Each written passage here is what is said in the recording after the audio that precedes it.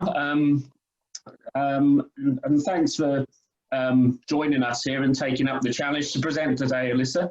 But I'll just go through a couple of quick housekeeping things for a minute.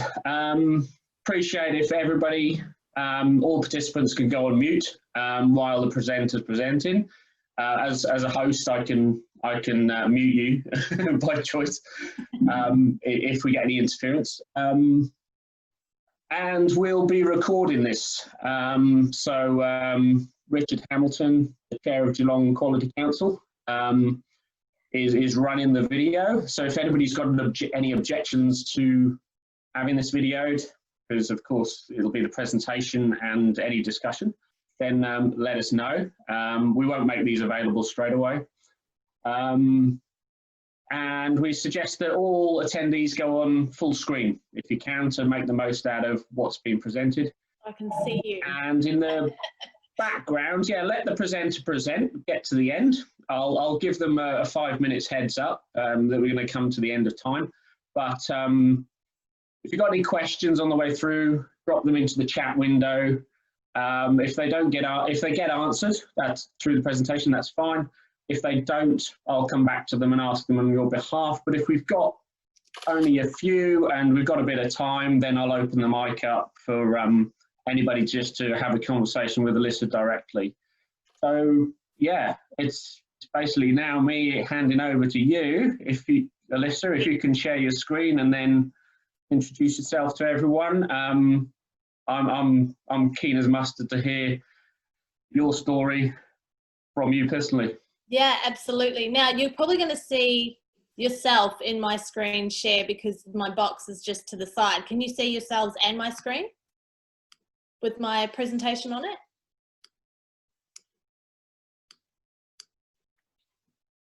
Oh, I've lost sound. Why'd that happen? You might have to expand that as fully as you can, because I can see your browser thing behind my Dropbox. It's always open, my Dropbox account. It's always edits coming in and out that way. Yeah. How about that? Is that better? It's getting better, yeah. Okay.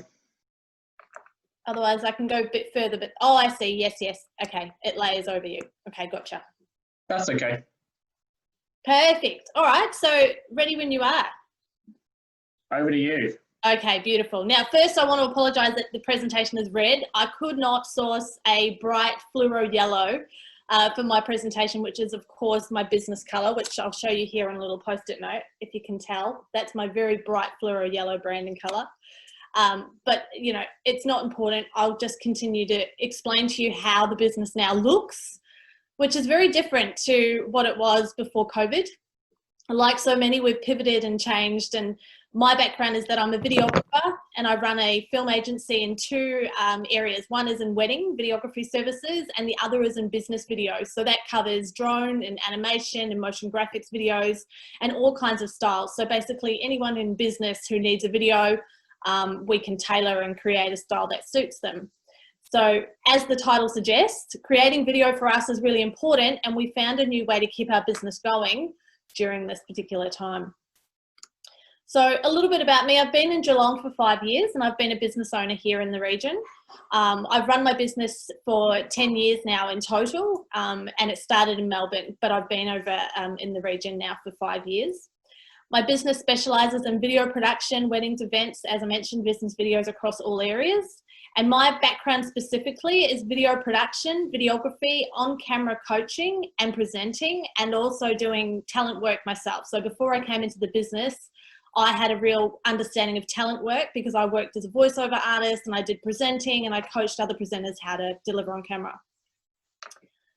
The role within the actual business itself was a creative process. So I would speak to my clients and they would come to me and they would say, we know we need video, we know we need to do something, here's our target market, here's who we're trying to speak to, here's the message that we're trying to get out.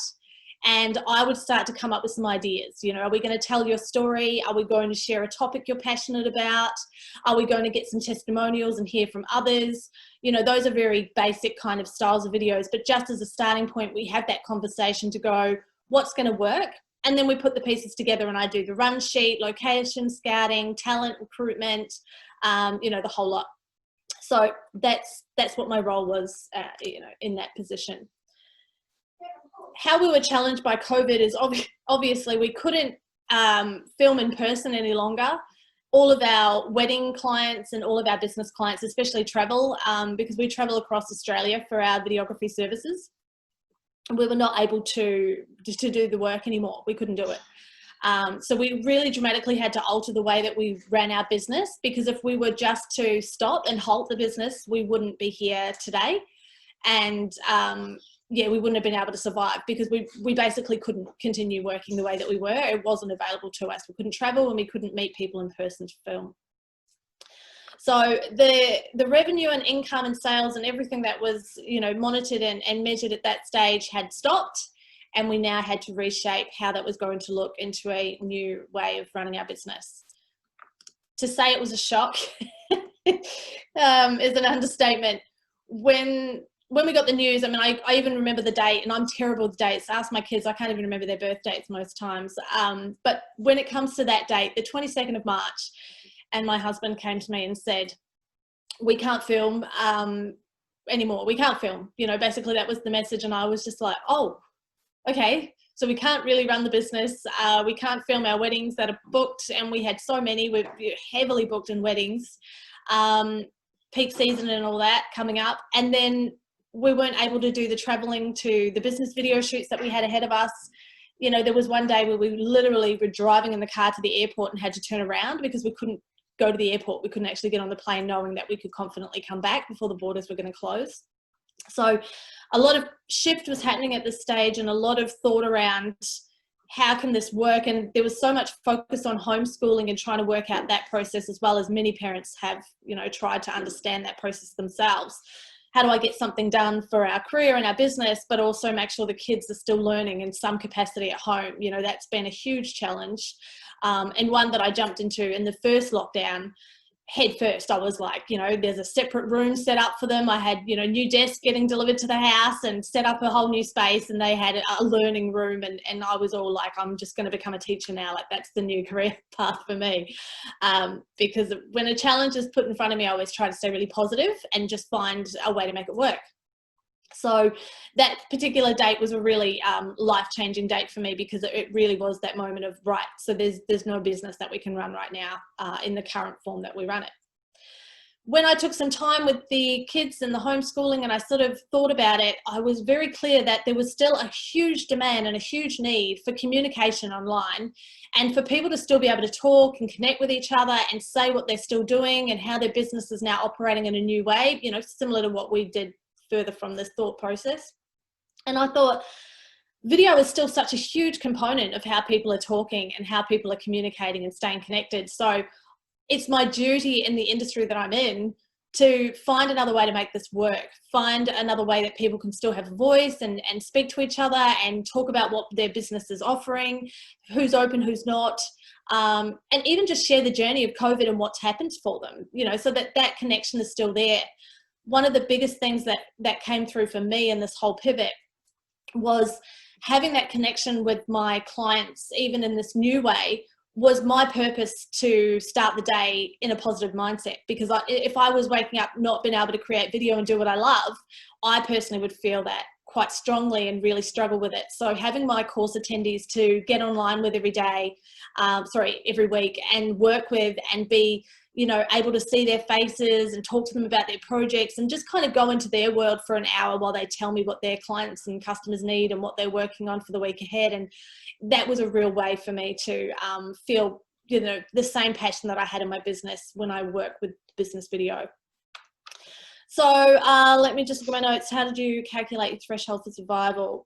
Yeah, so I mean, that was really a balancing act, working out how we could match our financials, you know, similar to the pre-COVID, which was always going to be challenging because weddings is such a higher price point. Business videos is such a higher price point, obviously, than the course itself. But with working out the amount of course attendees, we could eventually reach that pre-COVID revenue. So we're very lucky and that it was working for us. What changed? Everything. You know, I had to take on the hat now of being a coach, which was something that, even though I coach people on camera and how to present and talk on camera in person on a film shoot, that was a small element of, you know, what I was doing. I'm running sheets, I'm directing, I'm filming myself, you know, little head in the screen sort of thing. So being a coach as a full banner now for myself in my role was a new adjust that I was learning and taking on. And, you know, so much of that was interesting because I'd always thought that there was a lot of people in the coaching space who were just taught to coach, and then they were telling people how to spend that money in their business, and that would always make me feel a little bit anxious. I'd be like, oh, can people really tell you how to run your business? Are they really that experienced? And for myself, because I had started the business from scratch, literally door knocking for the first 2 years to say, can I film your venue? I had this real, you know, I guess negative, almost conscious caution that I wouldn't be asking for advice from a coach on how to run a business unless they could back up that they'd done this themselves. Have you run a business and started a business from scratch? Do you know the journey and what that really is like? So taking on that role as the coach was a new place for me to go, it's okay, you are a coach, and this is how that looks for you now. And not before long, people were starting to say that naturally I was, you know, really good at what I was doing, that sometimes they felt like I was their business coach, because even though I'm talking about the video project ahead, I'm very much in their world. I come into their social pages.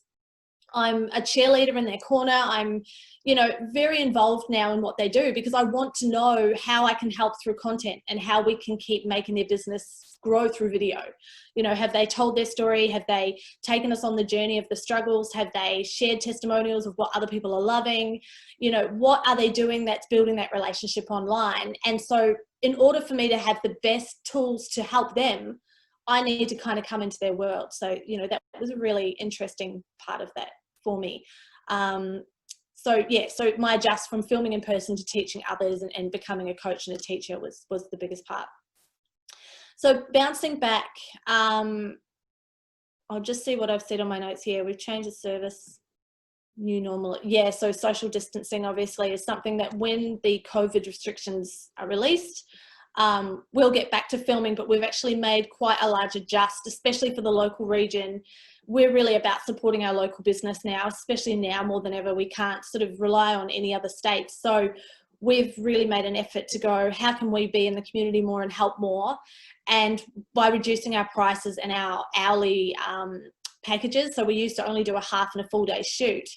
And now we've got a 2-hour shoot for our local businesses. So they can do, you know, the first hour talking on camera and some stuff at work. And then the second hour, we might do all the content filming side where we're getting the items or the service images or whatever. So, you know, that price point of 1,000 plus is now only 500 plus GST for our local clients. So they're able to book us and we've become really busy. So even though, you know, the courses are such an incredible part of our business, it's definitely not something we'll move on from.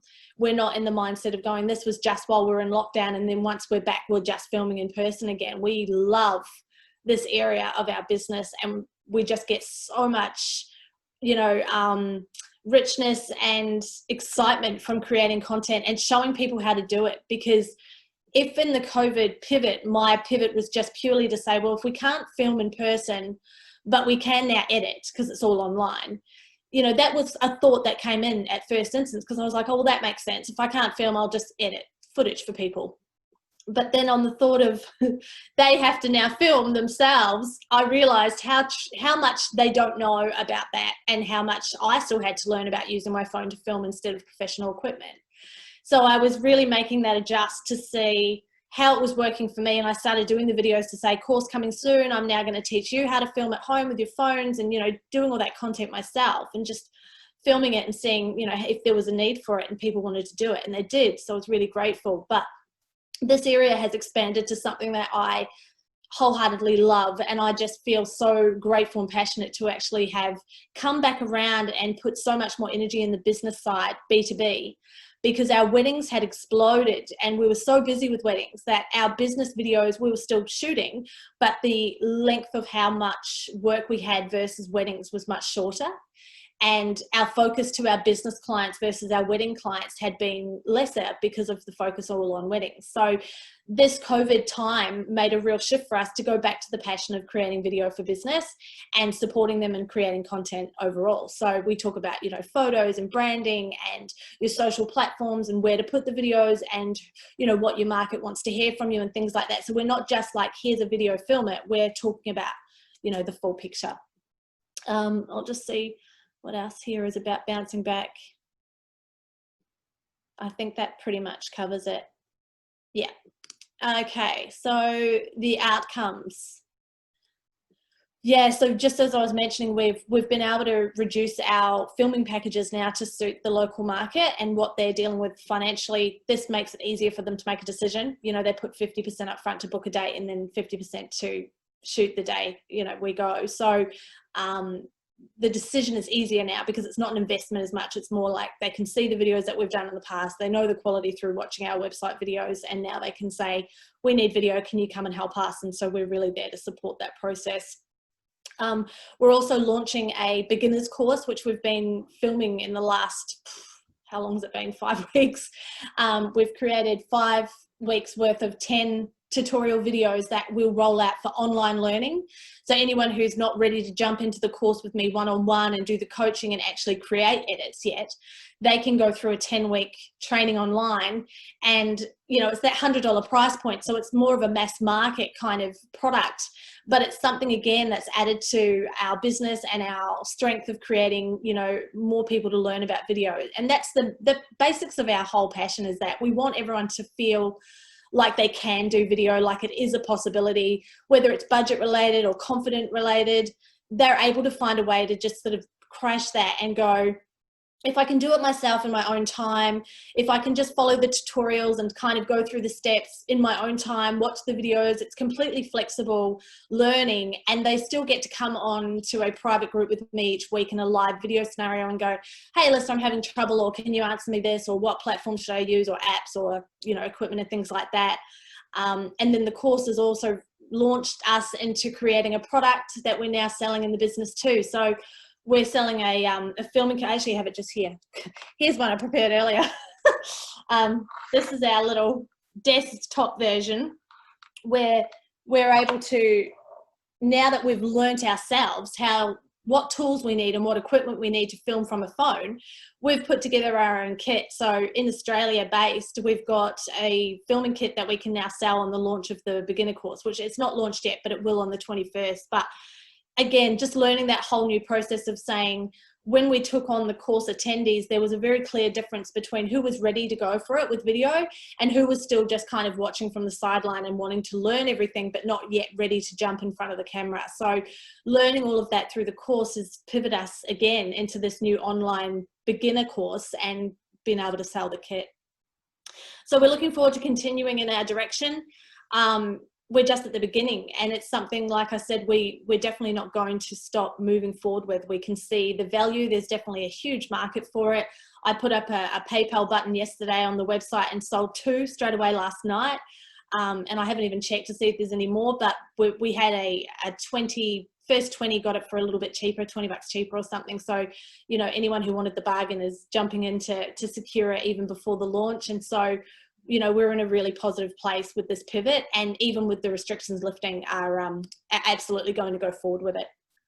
And that's me. That's where we're at today. Fantastic, Alyssa. I mean, it's completely turned around, right? You know, in the matter of 6 months, let's say. You know, your major income, you know, weddings, as you told me, you know, a couple of months ago, you know, you enjoyed that lifestyle, jetting around all over the place, and now it's like, overnight, what can I do? And you're focusing on local, and now that local's expanding as well, right? Yeah. So do you feel that you're driving it, or are you more reacting to your customers' demand and their ideas and stuff? Yeah, such a good question, John. I think there's a bit of both obviously happening there. More so I'm driving it now after the first, so I probably didn't explain, but there were 2 sections of the course. One where I launched 2, a beginner and a more advanced, and they were very similar to what I do now, but one was fortnightly edits. So it was every 2 weeks they would do a video versus every week. So I was just trying to adjust, you know, the beginner's not ready to go bang, bang, bang. So how can I adjust it for the beginner? And that didn't work. And that's where this online learning and tutorial and, you know, 10-week courses come from, because I have learned through their experience and my experience with them how they were just not ready to commit to creating that content for me right away. They still wanted to learn everything and they didn't want to leave the course, but they were not able to send me the footage. They weren't able to follow, you know, the request to do the actual content creation yet. And so I learned through that process, there's a beginner here that's not ready but wants to be involved, and there's someone who's already running a business, has a branding, you know, set up in their business, knows who their market is, and just knows that live video is great, but it's not giving them everything they need as far as like a quick video that's more engaging, has the, you know, text to it, and is getting the message out quicker. So I've been guided by, you know, the clients in a massive way in the first part, and now learning that I'm guiding, I think, to the next stages. Yeah, that's good. I mean, Peter's asking in the chat window, you know, as Melbourne leaves stage 4, how, you know, and everybody jumps back on the wedding bandwagon, how is that going to affect your business when that kind of your old business world comes back to kind of ask you, have you anticipated how you're going to handle that?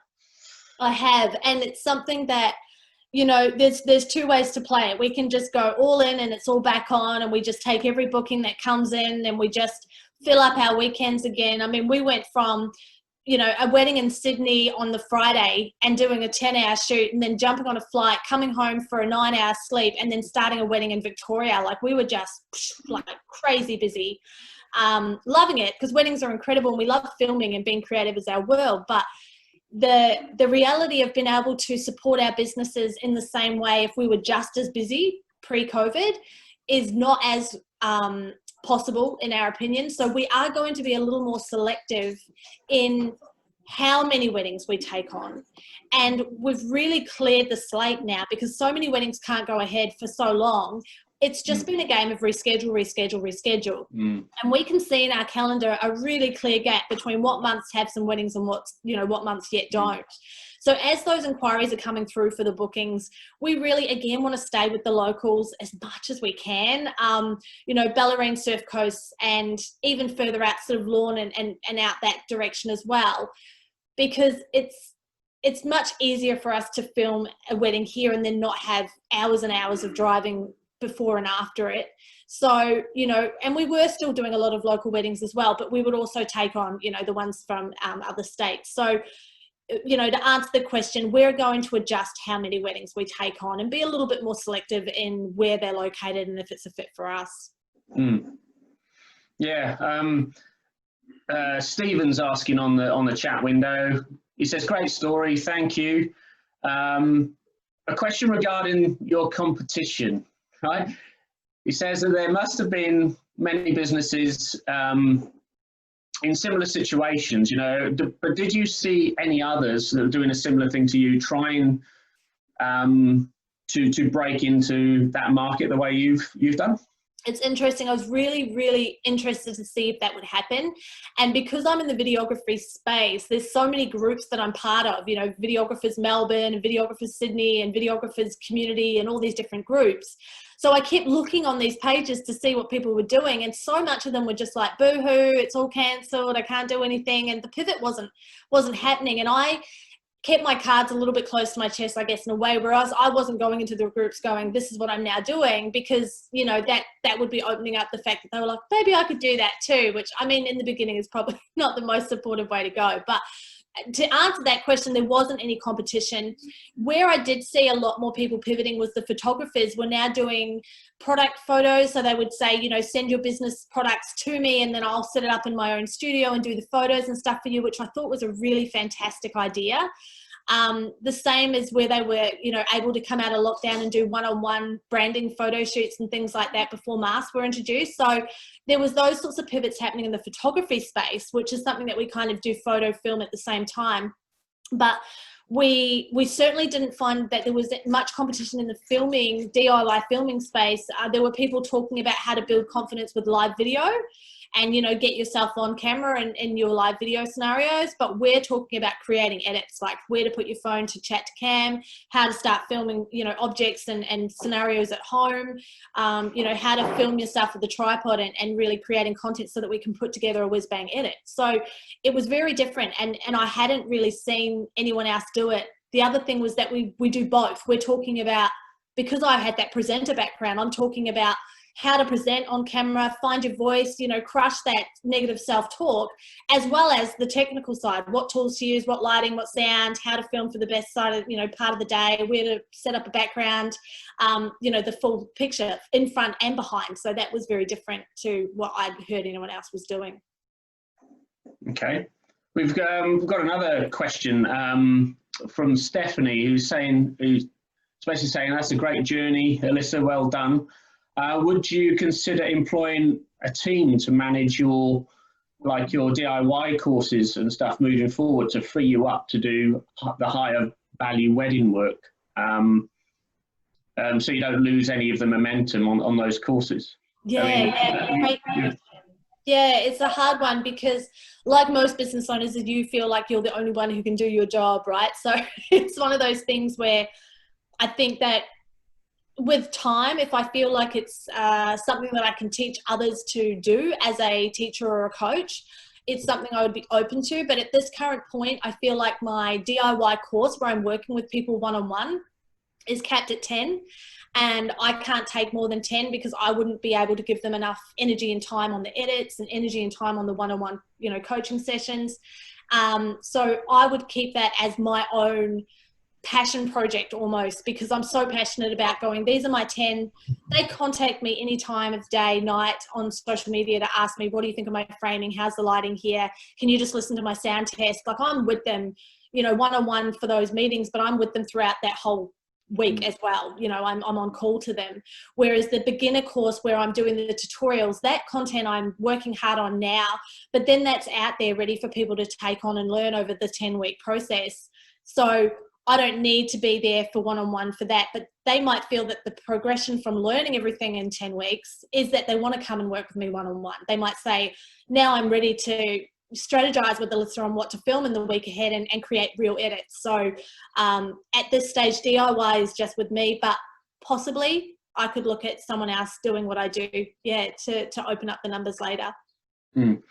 Again, obviously hear, and I think everybody else can hear, the passion that you've got for refocusing your work that you started off doing, like probably over 10 years ago. I think you told me, you know, this is what you wanted to do to help the small businesses initially, but the weddings took off and threw you in that direction for a good decade. Yeah. Now it's come back, funnily enough, due to COVID. Tim's asking, is there potential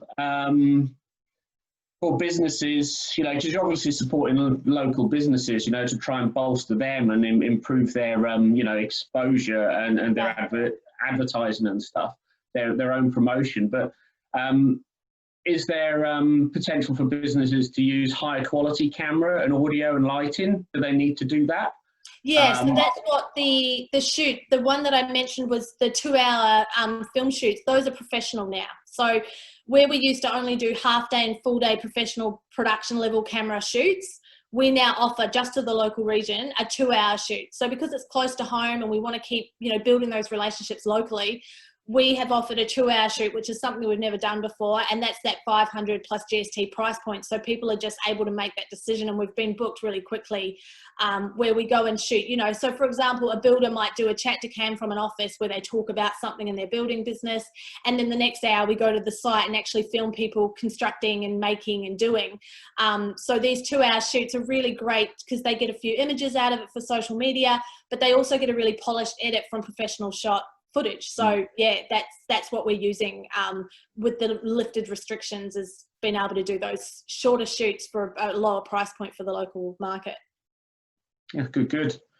Right, I'm going to open the mic up. So if anybody else has got any questions they'd like to ask Alyssa, like in person, you know, let's go for it. We're just coming up to basically lunch break, so I'll give you a moment to think if you an opportunity to think about asking any questions. Yeah, happy to answer any questions. I think there's another one here from Peter too. What's the interest for drone filming and who is it coming from? My husband is the drone operator and he's brilliant at it, and he's updated his drone about 3 or 4 times in the last 5 years. But yes, my husband does the drone operating. I have learned how to operate a drone as well, and I did it once because we had to divide and conquer on a wedding film shoot where I had to pair up with one of our videographers and he had to pair up with another videographer. So I was at the wedding with someone who couldn't fly the drone and I had to learn it, but I did a good job. I think I pulled it off. But yeah, we love the drone. It adds that little pop of wow, but the drone is only in our half and full day shoots. It's not part of the 2-hour shoot for obvious reasons. I have to add another person to the shoot, whereas the 2-hour one, I just come direct, film, shoot, coach, do the whole thing myself. Yeah, yeah, yeah. Yeah, well spotted. A little question from Peter in there is, anybody else got any questions they'd like to ask Alyssa on how, you know, any of her pivoting?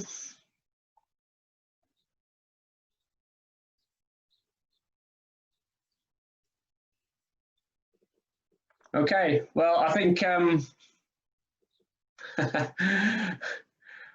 sure people can look you up online and with Angry Chicken Media if they want to contact you to get some leverage on promoting their businesses.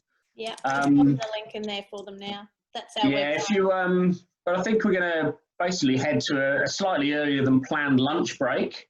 We're going to close the this Zoom meeting off. Yeah. If you want to rejoin at, I think it's, if you could join a bit before our next presenter starts at 1:45. So if you could join in at say 12:35 or 12:40, that'd be great.